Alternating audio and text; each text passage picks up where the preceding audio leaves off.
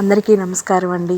ఆ బాబావారు ఆశీస్సులు మనందరిపైన ఉండాలని కోరుకుంటున్నానండి. అందరికీ ఆ బాబా గురుబలం ఇవ్వాలని మనస్సాక్షిగా కోరుకుంటున్నానండి. ఈరోజు నాకు వీలైనప్పుడల్లా నేను బాబావారికి జలంతోనే అభిషేకం చేసుకుంటానండి. ఇంట్లో చక్కగా ప్రశాంతంగా ఉండిద్ది. అసలు భయం ఏమీ ఉండదండి. ఇట్లా చేస్తున్నాం బాబావారు కోప్పడతారా, ఏమన్నా పరిష్కారం ఇస్తారా అని భయమే ఉండదు.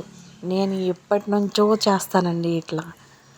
మన మనసుకు నచ్చినట్టు ఆయన మీద భక్తి ప్రేమగా మన ఒక ఫ్రెండ్ అంతే.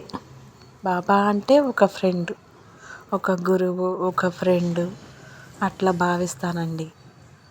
నాకు నచ్చినట్టుగా నేను ఆయనకి మాట్లాడుకుంటాను. ఆయనకి అలా అభిషేకం చేసుకుని అలా పువ్వులతో పెట్టుకుంటూ ఉంటానండి వీలుబాటు ఉన్నప్పుడల్లా. ఈరోజు ఇలా చేసుకున్నానండి బాబావారికి. చాలా ప్రశాంతంగా ఉంది.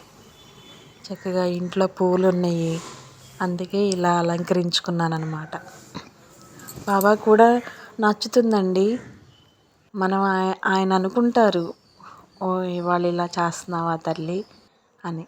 ఇంకో చూడండి ఎంత బాగున్నారో, పూల తోటలో బాబా ఉన్నట్టున్నారు కదండి.